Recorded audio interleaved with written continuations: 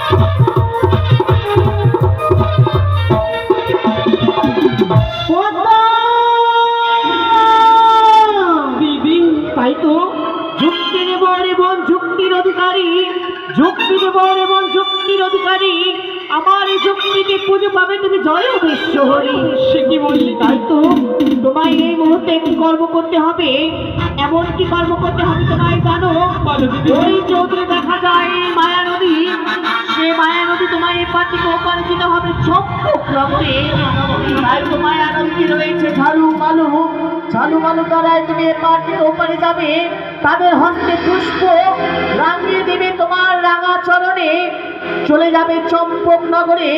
সেটাই রয়েছে মধ্যের মানব চাঁদ সদাগর। সে যদি একটিবার তোমার রাঙা চরণে পুষ্প দিয়ে রাজিয়ে দেয়, তবে তুমি বিশ্ব মাঝারে বিশ্ব পূজিত হবে। তাই তো এই বেশভূষণ পরিধান করে তোমায় বৃদ্ধ ব্রাহ্মণের রূপ ধারণ করে যেতে হবে ওই ঝাড়ু মালুমের নিকটে। তবে যদি তাই হয় দিদি গো, তবে জানি আমি তোমার যুক্তি মতো করিব কার্য।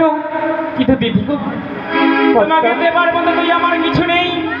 তাই তো তোমার চরণে জানাই শতকোটি প্রণাম দিদি। আশীর্বাদ করিব। তাই তো বিশ্ব মাঝারে বিশ্ব পূজিত হবে তুমি যখনই শয়নে স্বপ্নে জাগরণে নিদারণে যেখানেই তুমি পড়বে বিপদে, একটিবার খালি আমায় দিদি দিদি করে স্মরণ করবে, আমি এসে তোমায় যুক্তি দেব বোন, দেব।